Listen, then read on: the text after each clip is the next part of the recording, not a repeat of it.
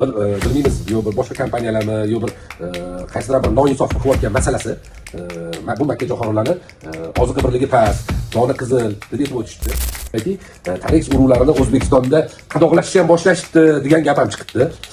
Hurmatli dehqonlar, negativlarni gapiga ahamiyat bermanglar. Oldiga ajratilganda kalibrovkalar xilma-xilligi ajralgan har bitta qopda.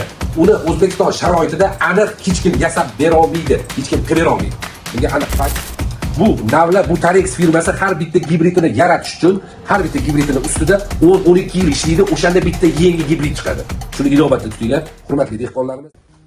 Assalomu alaykum, hurmatli fermerlarimiz, dehqonlarimiz, chorvadorlarimiz. Mana 2025-10 aprel kuni yana sizlar bilan ko'rishib turibmiz. Sizlar bilan ko'rishimizdan maqsad bir masalani o'rtaga olib chiqishga qaror qildik.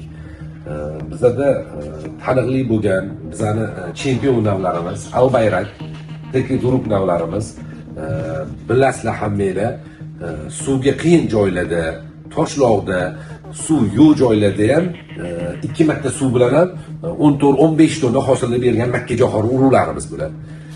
Bitta narsani aytib o'tishimiz kerak. Bu makkajo'xorini shu yilgacha xaridi juda ham zo'r bo'lib kelgan. Zo'r tarzda olib kelishgan. Bilmaymiz, yo bir boshqa kompaniyalarmi, yo bir qaysidir bir noinsof qilayotgan masalasi bu makkajo'xorilarni oziqa birligi past, doni qizil deb aytib o'tishdi. Men bitta narsani sizga aytib o'tib ketay. Bu makkajo'xori Albayrak bu o'ylab topilganiga mana o'zi 6 yil bo'lgan. Albayrak nima o'ylab topilganiga, bu nav o'ylab topilgani bu qizg'ich don, bu tovuq fabrikalarida tuxum yo'nalishi deyiladi, ichidagi jil to'kini qizartirish uchun chiqarilgan nav bo'ladi. Bu birinchidan. Ikkinchidan, buni oziqa birligini mana shu o'zida ko'rsangiz bo'ladi. Mana kraxmal 59.8, quruq moddasi 86.8, moy 3.8, protein 7.4, 1000 dona urug'i og'irligi 314 gram. Bu yerda shu narsani bilsanglar bo'ladiki, bu makkajo'xorimiz juda ham ko'p O'zbekistonga kirib kelgan navlardan oziqa birligi 3 baravarga yuqori. 3 baravarga yuqori. Keyingi narsani ham hozir eshitdik. Shu yerga hozir mana dehqonimiz kelib, dehqonimizni o'zidan eshitdik. Bir dehqonimiz aytayotdilarki, Tarex urug'larini O'zbekistonda qadoqlashni ham boshlashdi degan gap ham chiqibdi. Hurmatli dehqonlar, negativlarni gapiga ahamiyat bermanglar. Men nimaga buni aytib o'tayotganim? Mana Teki Duruk navimiz. Qanaqa darajada urug'larimiz. Kalibrovkani o'zingizlar ko'zingizlar bilan ko'rsanglar bo'ladi. Mana bunisi Albayrak navimiz.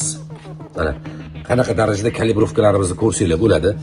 Urug'i tushungan odamlar, urug'i bilgan odamlar juda ham yaxshi bilishadi.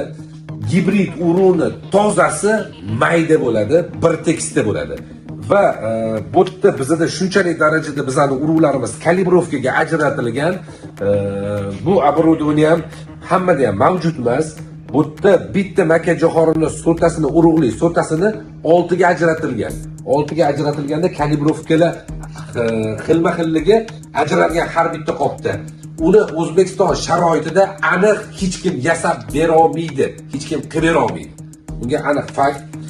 Hurmatli dehqonlarimiz, har xil negativlarni gapiga kirib, yaxshi olayotgan hosilliklarni, baraklarni ketkizib qo'ymanglar. Hozirgi paytda O'zbekistonga hali sinovdan o'tmagan makkalar bir marta ekib, gibrid qilib turib, olib kelib mana yoqqa sotilayotgan gibridlar juda ham ko'p, juda ham ko'p. Bu navla, bu Tarex firmasi har bitta gibridini yaratish uchun har bitta gibridini ustida 10-12 yil ishlaydi, o'shanda bitta yangi gibrid chiqadi. Shuni inobatda tutinglar. Hurmatli dehqonlarimiz, gibrid tanlashda adashmanglar iltimos. Inshaalloh bu yil ham yangi hosillarimizni, syomkalarini chiqarib sizlarga ko'rsatamiz va o'zingizlar natijalarini ko'rib, o'zingizlar baho berasizlar. Bizani kuzatishda davom etinglar. Biz sizlar uchun ishlashdan charchamaymiz. Sizlarga rahmat. Yana yangi navlarimiz, gibridlarimiz kelyapti. Ularni ham kutib qolinglar. Rahmat.